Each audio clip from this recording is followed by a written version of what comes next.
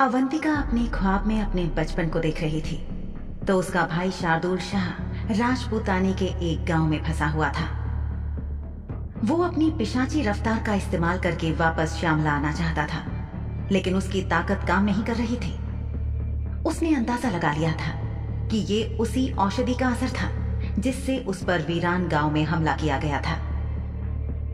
एक तरफ शार्दुल जंगल में काली चुड़ैलों से मुठभेड़ कर रहा था, तो वहीं दूसरी तरफ ना चाहते हुए भी शिजा को सोहनी शाह के गुस्से को झेलना पड़ रहा था।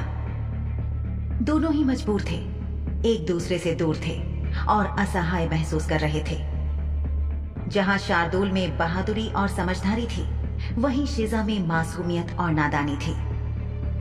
अपना दिल भ्रष्ट होने के बावजूद शार्दुल ने हिम्मत नहीं हारी थी। वो पूरी कोशिश कर रहा था। वहीं शिजा शार्दुल के बिना खुद को बहुत अधूरा महसूस कर रही थी। शार्दुल ने जंगल में 2 काली चुड़ैलों को खत्म किया। उसे लगा कि उसने एक बेचारी औरत को बचाया है, जबकि वो औरत खुद एक काली चुड़ैल थी जो शार्दुल के चले जाने के बाद ये याद कर रही थी कि इस व्यक्ति को उसने कहाँ देखा था। और फिर उस चुड़ैल को याद आया कि इस आदमी को उसने अपनी बेटी शिजा के साथ अपने गांव में कुछ समय पहले देखा था। उधर शिजा शार्दुल के कमरे के दरवाजे की कुंडी को अपने हाथों से पकड़कर इस कश्मकश में खड़ी थी कि क्या उसे नाश्ते के लिए नीचे जाना चाहिए या नहीं। पिछली रात उसे सजा के तौर पर 1 गिलास गाढ़ा खून पीने के लिए दे दिया गया, जो वाकई निर्दयी सजा थी। और इसके अलावा उसे बहुत कुछ सुनाया भी गया था। सोहनी शाह ने तो सारी हदें पार करते हुए उस पर खाने में कुछ मिलाने का शक तक जाहिर कर दिया। यही कारण था कि शिजा का नीचे जाने का मन नहीं कर रहा था और वो शार्दुल का इंतजार करना चाह रही थी। लेकिन उसके मन में ये विचार भी आ रहा था कि अगर शार्दुल को आने में ज्यादा देर लगी तो वो तब तक भूखी तो नहीं रह सकती थी। काफी सोच विचार के बाद में उसने अपने मन की उधेड़-बुन को विराम दिया और नीचे जाने का फैसला किया। उसने थोड़ा सा दरवाजा खोलकर देखा, बाहर कोई नहीं था। उसे थोड़ी हिम्मत बंधी और वो कमरे से बाहर आ गई। उसने मन में निश्चय किया था कि वो किसी मालिक से सामना होने से पहले सीधे रसोई में जाएगी और हवेली के वरिष्ठ नौकरों से निवेदन करेगी कि वो उसे भी बाकी नौकरों की तरह खाना दे दें। सीढ़ियों से नीचे उतरती हुई शिजा सोच रही थी कि कुछ समय पहले तक उसकी जिंदगी कितनी आसान थी। हालांकि उस समय उसकी जिंदगी में बहुत सी दुश्वारियां थीं, क्योंकि वो गरीबी से भरी जिंदगी जीती थी। लेकिन इंसानों के बीच उसका जीवन सरल था। वो मेहनत करती थी, हाड़ तोड़ मेहनत करके अपने लिए 2 वक्त की रोटी जुटा पाती थी और बाकी समय अपने छोटे से घर में बिना सुख सुविधाओं के भी खुश रहती थी। हाँ, उसे माँ की बहुत याद आती थी, लेकिन धीरे धीरे उसने अकेले रहना सीख लिया था। अगर उसके चाचा चाची ने उसे प्यार से बहला फुसलाकर अपने साथ रहने के लिए मजबूर नहीं किया होता, तो शायद आज भी वो अपने गांव में अपने छोटे से टूटे फूटे घर में होती, लेकिन आजाद तो होती। अगले ही पल शिजा के मन में ये विचार आया कि हवेली में आने के बाद उसकी आजादी भले ही छिन गई थी, लेकिन उसे ये भी पता चल गया था कि वो एक आम इंसान नहीं थी, बल्कि एक सफेद चुड़ैल थी। ऐसे में इंसानों के बीच उसका रहना खतरनाक था, क्योंकि इंसान अपनी सोच के गुलाम थे। वो बिना ये जाने समझे कि कोई चुड़ैल उन्हें नुकसान पहुंचाने वाली है या नहीं, इस बात पर यकीन करते थे कि हर चुड़ैल खतरनाक होती है और उसे जिंदा जलाकर मार डालना चाहिए। किसी भी व्यक्ति के चुड़ैल होने का शक मात्र होने पर ही वो उसे मार डालते थे। मनुष्य आपस में फुसफुसाकर बातें किया करते थे कि किस तरह से चुड़ैलों और पिशाचों के कारण उनकी जिंदगी हराम हो गई थी, क्योंकि ये प्राणी अक्सर इंसानों पर हमला किया करते थे। पिशाच खून पीने के लिए इंसानों पर हमला करते थे, तो काली चुड़ैलें अपने काले जादू टोने और अजीबोगरीब औषधियों के लिए लोगों को मारती फिरती थी। शिजा सीढ़ियां उतरकर बैठक में ही पहुंची थी कि भोजन कक्ष की तरफ जाती हुई मलका जान की नजर उस पर पड़ी और उसने शिजा को अपने साथ भोजन कक्ष में चलने के लिए कहा। शिजा को कुछ कहने का मौका ही नहीं मिला और उसे चुपचाप मलका जान के पीछे पीछे भोजन कक्ष में जाना पड़ा। वहां पहुंचकर शिजा ने देखा कि शाह परिवार के बाकी सदस्य पहले से ही खाने की मेज के आसपास बैठे हुए थे। मलका जान ने अपनी जगह ली और अनुज राजशाह ने अपनी रौबीली आवाज में अपनी बड़ी बेटी अवंतिका से पूछा, शार्दुल अभी तक वापस नहीं आया है क्या? जवाब में अवंतिका ने नामे अपना सिर हिला दिया।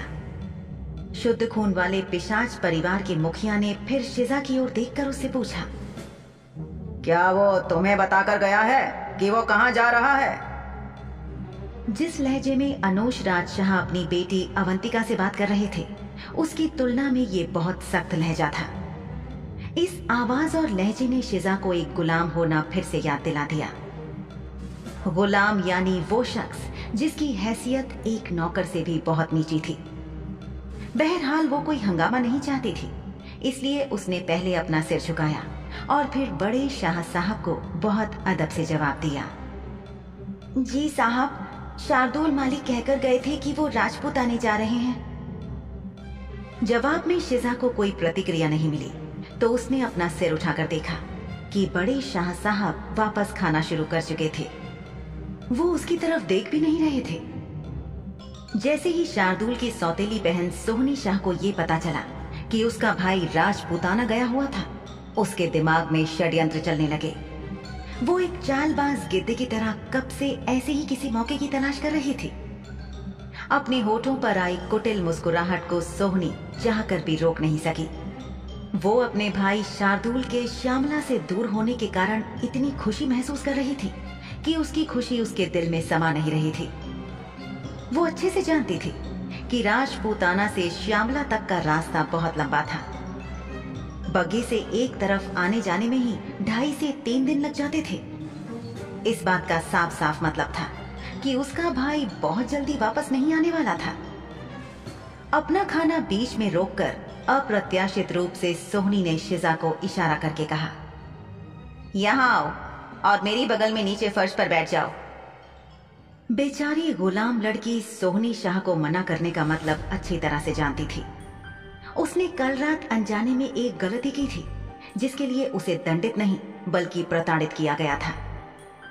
शिजा ने एक आज्ञाकारी लड़की की तरह चुपचाप सोहनी शाह की बात मानी और खाने की मेज का चक्कर लगाते हुए चुपचाप जाकर सोहनी से कुछ दूरी पर ठंडे फर्श पर बैठ गई। सोहनी इस प्रतिक्रिया से बहुत खुश थी। उसने एक थाली में कुछ फल, सब्जी और रोटी परोसी और शिजा के सामने रख दी। सर्दी का मौसम था और शिजा ठंडे सख्त फर्श पर बैठी थी और अचानक उसने अपने सामने एक खाने की थाली रखी हुई पाई। शिजा के मन में पहला सवाल ये आया कि अचानक सोहनी शाह उसके साथ इतने अच्छे से पेश क्यों आ रही थी। शिजा तो शिजा, यहाँ तक कि सोहनी की अपनी बड़ी सौतीली बहन अवंतिका का भी माथा ठनक गया। उसे भी सोहनी के बर्ताव से उस पर शक हो रहा था, लेकिन भोजन कक्ष की शांति बनाए रखने के लिए उसने तब तक चुप रहने की ठानी जब तक वाकई कुछ ऐसा न हो जो आपत्तिजनक हो। सोहनी ने बड़े प्यार से अपने पिता से कहा, बाबा, हमें जल्दी ही एक नया खानसामा काम पर रखना होगा। क्या इसके लिए आपने परिषद के अधिकारियों से बात कर ली? क्या हम जल्दी किसी को काम पर रख सकते हैं?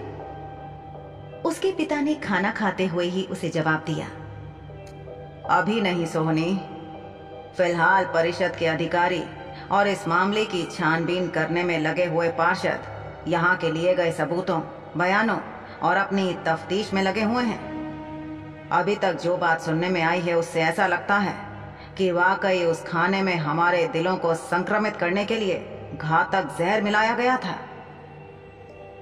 ये बात सुनते ही शुद्ध खून वाले पिशाच परिवार के सभी सदस्यों के हाथ खाना खाते हुए रुक गए और वो चौंक कर बड़े शाह साहब की तरफ देखने लगे। मलका जान ने बहुत चिंतित होकर अपने पति से कहा, क्या आपको लगता है कि कोई हमारे परिवार को निशाना बनाने की कोशिश कर रहा है? अगर हम पर हमला होने की संभावना है तो हमें और ज्यादा पहरेदार नियुक्त करने चाहिए। मुझे तो ये समझ नहीं आता कि वो व्यक्ति हमारी हवेली में प्रवेश कर कैसे पाया। शिजा, जिसने खुद ये बात सुनकर अपना खाना बंद कर दिया था, उसने देखा कि शार्दुल के पिता काफी ज्यादा गंभीर नजर आ रहे थे। कुछ पल का विराम लेकर उन्होंने अपने परिवार से कहा, देखो, ये मामला बहुत पेचीदा है और इस समय इससे जुड़ी बहुत सी जानकारियां महत्वपूर्ण और संवेदनशील हैं, जिनके बारे में परिवार के सदस्यों के साथ चर्चा न करने के लिए परिषद की तरफ से स्पष्ट निर्देश हैं। हाँ, मैं आप लोगों को ये जरूर बता सकता हूँ कि मैंने सुना है कि परिषद के लोग इस बात की जड़ तक जाने की कोशिश कर रहे हैं, क्योंकि पिछले कुछ महीनों में ऐसी काफी दुर्घटनाएं हुई हैं जहां पर शुद्ध खून वाले परिवारों पर हमला हुआ है और उनके लोग हताहत हुए हैं। अनुज राज शाह ने अपने परिवार को हिम्मत बंधाते हुए आगे कहा, मुझे उम्मीद है कि जल्द ही सब कुछ फिर से सामान्य हो जाएगा। आप सब लोग चिंता न करें, अपना खाना खत्म करें। बस फिक्र की बात यह है कि लोग इतने ज्यादा पत्थर दिल और नीच हो सकते हैं कि वो दूसरों को नुकसान पहुंचाना चाहते हैं। इतना कहकर बड़े शाह साहब अपना खाना खाने लगे और शिजा सोचने लगी कि ऐसे ही पत्थर दिल और निर्दयी लोग उनके अपने परिवार में भी तो थे, जो इतने नीच थे कि उसे जबरदस्ती खून पिलाने पर तुल गए थे, ये जानते हुए भी कि वो उसे पचा नहीं पाएगी। बड़े शाह साहब की अपनी बीवी मलका जान ने शिजा को खून का ग्लास थमा दिया था, और वो भी सजा के तौर पर। बड़े शाह साहब ने आगे कहा कि परिषद के अधिकारी और पार्षद पूरी कोशिश कर रहे थे कि सब कुछ सामान्य हो जाए। तब तक हर शुद्ध खून वाले पिशाच परिवार को स्पष्ट निर्देश दिया गया था कि खाने की सुरक्षा को सुनिश्चित करने के लिए जरूरी था कि परिवार के सदस्यों के खाने से पहले कोई एक नौकर भोजन का परीक्षण करेगा, यानी परिवार के खाने से पहले कोई नौकर खाएगा, ताकि यदि जहर मिला हो तो फौरन पता चल जाए। फिर उन्होंने अपनी पत्नी से कहा कि जिस शाम शाह हवेली पर मौत का साया लहराया था, उसी के आसपास एक और पिशाच परिवार ने भी ऐसे ही हादसे का सामना किया था, जिसमें परिवार की बेटी को छोड़कर सभी सदस्य और मुख्य नौकर मारे गए थे, और उनकी याद में एक प्रार्थना सभा रखी गई थी, जिसमें शामिल होने के लिए मलका जान और अनुज राज शाह को सप्ताह के अंत में जाना था। मलका जान अपनी चाय पी रही थी। उसने अपने प्याले को तश्तरी के साथ वापस मेज पर रख दिया और बोली, अगर मैं गलत नहीं हूँ तो जहाँ तक मुझे याद है वो लड़की अपने परिवार की इकलौती संतान थी ना? यानी उसके माता पिता के मरने के बाद तो वो इस दुनिया में अकेली रह गई होगी। बेचारी कितनी उदास और अकेली होगी। अनुज राज शाह ने शून्य में ताकते हुए जवाब दिया, वास्तव में किसी अपने को खोना बहुत दर्दनाक है, और किसी एक ऐसे अपने को खो देना जो आपका सब कुछ हो, वो उससे भी ज्यादा दर्दनाक होता है। ऐसा लग रहा था कि जैसे कुछ पल के लिए ही सही, लेकिन अनुज राज शाह के विचार उनकी पहली पत्नी की तरफ चले गए थे। अवंतिका शाह ने जल्दी ही अपना खाना समाप्त कर लिया था और अपने परिवार का अभिवादन करके वो वापस अपने कमरे में चली गई। शिजा की नजर में अवंतिका मालकिन एक बहुत ही सभ्य और भली पिशाचनी थी।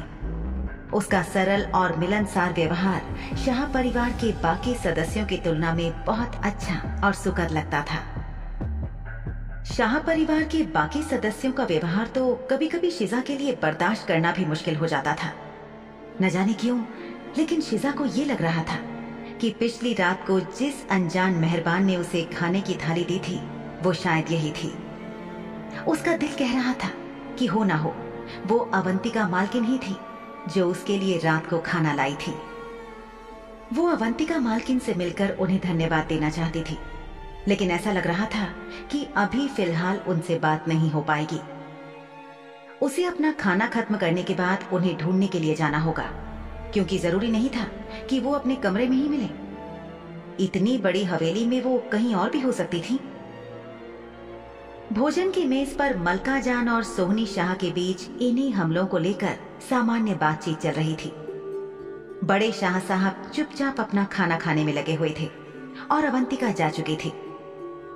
अचानक सोहनी ने अपनी आवाज में शहद घोलते हुए अपने पिता से पूछा, बाबा, क्या मैं आपसे कुछ मांग सकती हूँ? सोहनी ने अपनी आवाज में इतनी ज्यादा बनावटी मिठास डाली थी कि शिजा चौंक गई। बड़े शाह साहब ने एक नजर अपनी बेटी पर डाली और हाँ में सिर हिलाया ताकि वो जो कहना चाहती थी उसे जारी रख सके। सोहनी फौरन बोली, मैं सोच रही थी कि अगर मैं इस गुलाम को अपने साथ बाहर ले जाऊं तो कैसा रहेगा? क्या सोहनी शिजा को अपने साथ बाहर ले जा पाएगी?